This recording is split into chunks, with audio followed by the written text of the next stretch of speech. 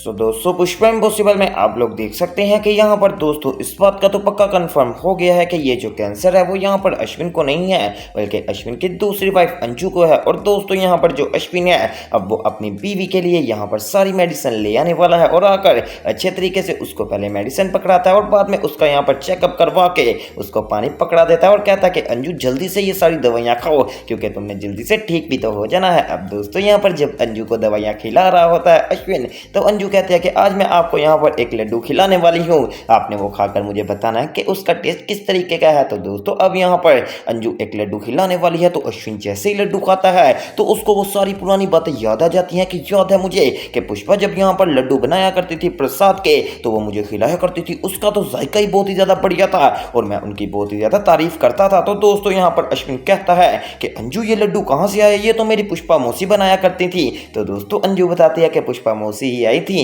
और जब वो आपका पूछ रही थी ना और मैंने बताया कि अश्विन तो यहाँ पर नहीं रहता तो उन्होंने मुझे एक प्लेट में लड्डू दे दिए और कहा कि ये लो, चलो कोई बात नहीं, अगर मैं आपके घर आ ही गई हूँ तो ये प्रसाद खा लो। तो दोस्तों अश्विन कहता है कि इसका मतलब है कि मेरी माँ को लगता आहिस्ता आहिस्ता मेरी फिक्र होना शुरू हो गई है और वो लड्डू लेकर यहाँ पर आ गई। अब दोस्तों अश्विन ये बात सुनकर इतना ज़्यादा यहाँ पर इमोशनल हो जाता है कि रोना शुरू कर देता है। तो साथ ही अंजू कहता है कि कोई बात नहीं अश्विन, इतना ज़्यादा उदास क्यों होते हो, जल्द तुम अपनी माँ से मिल लोगे और अगर तुम्हें इतनी याद आ रही है तो तुम कल चले जाना और जाकर अश्विन यहाँ पर अपनी अम्मी से मिलाना और साथ साथ दीप्ति से भी। तो दोस्तों अंजू को कहता है अश्विन, नहीं अंजू ऐसी बात नहीं है, मैं जब तक तुम ठीक नहीं हो जाओगी मैं यहाँ से नहीं जाऊँगा। फिलहाल दोस्तों मुझे ये बात सुनकर इतना पता लग रहा है कि यहाँ पर जो अंजू है उसकी स्टेज काफ़ी ज़्यादा बढ़ गई है कैंसर की और मुझे ऐसा लग रहा है कि जैसे उसकी हालत अगर यहाँ पर काफ़ी ज़्यादा ख़राब हो गई तो वो यहाँ पर मर भी सकती है। दूसरी तरफ दोस्तों अब अगले दिन यहाँ पर आ जाने वाली है कोयल भी कॉलेज के अंदर और दोस्तों साथ ही साथ यहाँ पर जो कोयल का बेस्ट फ्रेंड है वो भी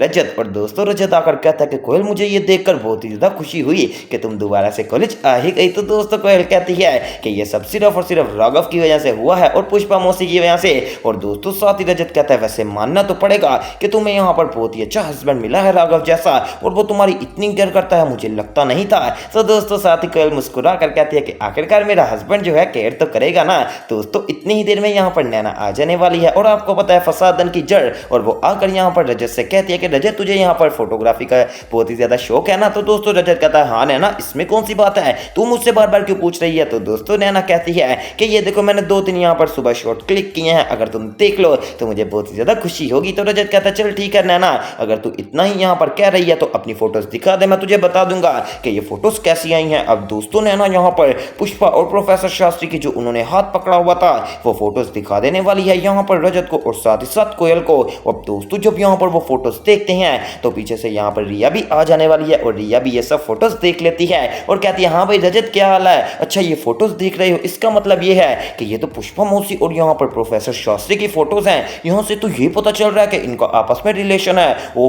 हो नैना, तुमने तो हमें बहुत ही ज्यादा अच्छी बात बता दी, अगर तुम आइंदा कभी ऐसी फोटोज क्लिक करो ना तो मुझे यहाँ पर बता देना। अब दोस्तों साथ ही रिया गुस्से में आ जाती है और कहती है कि नैना वैसे तुम्हें एक बात बताऊं, मैं तुम्हें बताना चाहती हूँ कि मैं सारी मिसअंडरस्टैंडिंग को समझ चुकी हूँ, लेकिन बीच में एक आधा कीड़ा तुम्हारे जैसा जरूर होता है जो कि फसाद फैलाना शुरू कर देता है और यहाँ पर एक दूसरे को गलत माइंड सिखाता है। मैं तो अपने पापा को जानती हूँ, वो ऐसे नहीं है। अब तुम मुझे चाहे जो मर्जी फोटो दिखा दो, मैं यकीन नहीं करूंगी और हाँ सारी फोटो मुझे सेंड जरूर करती रहना। अब दोस्तों जब रिया इतनी बात करती है तो नैना का तो मुंह जैसे बंद ही रह गया और वो काफी ज्यादा चुप हो जाती है और ये देखकर मुझे काफी ज्यादा खुशी हुई कि एक जो फसाद है ना, जब उसको मुंह पे जवाब मिलेंगे ना तभी वो हमेशा ठीक रहती है और रिया ने बहुत ही ज्यादा अच्छी बात की। और दोस्तों जब रिया इतनी बड़ी बात कर देती है तो नैना अपना मुंह छुपा के यहाँ से चले जाने वाली है और रिया इसके बाद कोयल को कहती है कि ये बहुत ही ज्यादा बदतमीज है, इसके साथ आप लोग दोस्ती मत रखिए क्योंकि कहीं ना कहीं अगर इसको मौका मिला आपको फंसाने का तो ये आपको जरूर फंसा सकती है, क्योंकि इसने इस तरह मेरे और मेरे पापा के बीच में जो मोहब्बत थी उसको आहिस्ता आहिस्ता करके नफरत में बदलना शुरू कर दिया था। लेकिन अब मैं समझदार हो चुकी हूँ और मैं अब मैं किसी की बातों में नहीं आऊंगी। दूसरी तरफ दोस्तों अब जो पुष्पा इम्पॉसिबल है अब वो यहाँ पर पूरे यहाँ पर जो भी इलाके में हॉस्पिटल थे वहां से पता करके आई है कि अश्विन नाम का कोई बंदा आया था। तो दोस्तों वो हॉस्पिटल वाले कहते हैं कि नहीं, मुंबई में तो अश्विन नाम का कोई बंदा नहीं आया। अब दोस्तों यहाँ पर वो बैठ जाने वाली है और जल्दी से फोन कर लेती है प्रोफेसर शास्त्री को और फोन करके कहती है कि जी प्रोफेसर जी, आपको मैं कुछ यहाँ पर बातें बताना चाहती हूँ। आज यहाँ पर मैंने मुंबई के सारे जो हॉस्पिटल हैं उनसे पता करवा लिया है कि अश्विन नाम का कोई आपके पास पेशेंट आया था कैंसर का, तो उन्होंने मुझे कहा है कि अभी तक तो हमारे रिकॉर्ड में कोई भी ऐसे नाम का बंदा ही नहीं। और दोस्तों यहाँ पर साथ ही प्रोफेसर शास्त्री कहते हैं कि इसका मतलब पुष्पा जी कि जो यहाँ पर अश्विन इलाज करवा रहा है वो यहाँ पर मौजूद नहीं है। और आपको एक मजे की बात बता दूं, मैंने जो बेंगलोर है वहाँ के सारे हॉस्पिटल में पता करवाया है कैंसर के, जो यहाँ पर बहुत ही ज्यादा अच्छे हॉस्पिटल, तो वहाँ पर पता चला है कि अश्विन नाम का बंदा आता है और हर 15 दिन में यहाँ पर लाजमी आ रहा है। अब मुझे वो हॉस्पिटल का पता चल गया है, मैं उसकी लोकेशन मंगवा रहा हूँ और आपको अभी मेरे साथ चलना पड़ेगा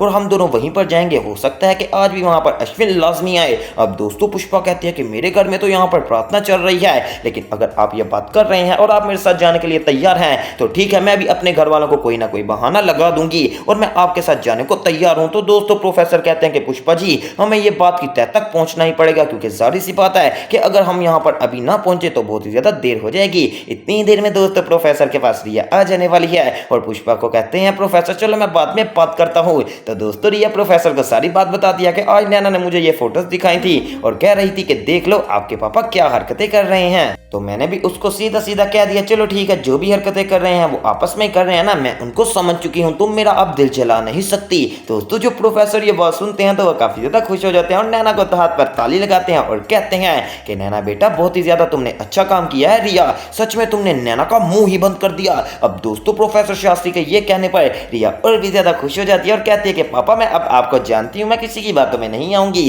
अब दोस्तों प्रोफेसर शास्त्री अपनी बेटी रिया के माथे पर यहाँ पर किस करने वाले हैं और कहते हैं कि बेटा मुझे तुम्हारे ऊपर गर्व है, तुम बहुत ही ज्यादा अच्छी हो। अब दोस्तों दोबारा से रात को प्रोफेसर शास्त्री फोन कर देते हैं यहाँ पर पुष्पा इम्पॉसिबल को और कहते हैं कि जी पुष्पा जी आप यहाँ पर रेडी हैं, अगर आपकी यहाँ पर प्रार्थना थोड़ी सी हो भी गई है तो फिर भी आपको अभी चलना पड़ेगा मेरे साथ, क्योंकि मुझे डॉक्टर्स ने टाइम बताया है कि अश्विन तकरीबन इसी टाइम आता है, तो इसलिए आपको अभी मेरे पास आना पड़ेगा। तो दोस्तों पुष्पा कहती है चलें ठीक है प्रोफेसर जी, अब मैं घर में कोई बहाना लगाती हूँ और यहाँ पर आ जाती हूँ। अब दोस्तों पुष्पा इम्पॉसिबल सबसे पहला काम ये करती हैं कि वो यहाँ पर मुंबई से बेंगलोर की टिकट करवाने वाली हैं, वो भी यहाँ पर एयरलाइन की, ताकि वो जहाज में बैठकर जल्दी से जा सके। अब दोस्तों इतनी ही देर में यहाँ पर चिराग आ जाता है और कहता है कि बाहर प्रार्थना शुरू हो जाने वाली है, तुम लोग जल्दी से बाहर आ जाओ। तो दीप्ति कहती है कि आ रहे हैं। चिराग इतना ज्यादा उतावला क्यों हो रहा है, चल तू जाकर हमारा बाहर वेट कर, हम जल्दी से आ ही रहे हैं। अब दोस्तों यहाँ पर जैसे चिराग बाहर जाता है तो पुष्पा यहाँ पर जल्दी से दीप्ति को बुलाती है और कहती है कि दीप्ति मैं तेरे से एक बात करना चाहती हूँ, दरअसल आज मुझे बहुत ही ज्यादा जरूरी काम याद आ गया है, इसलिए मुझे यहाँ से जाना पड़ेगा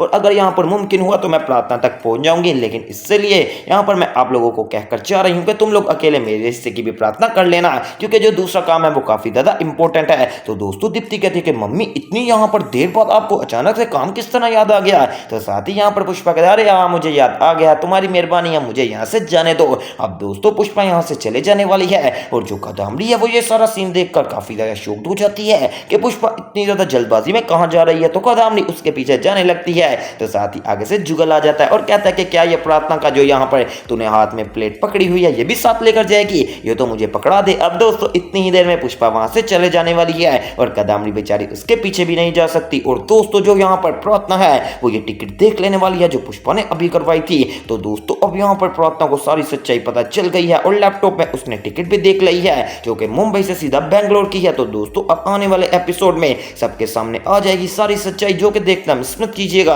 और इस तरह की मजीद अपडेट सबसे पहले देखने के लिए मेरे चैनल स्पाइसी एंटरटेनमेंट को सब्सक्राइब करें।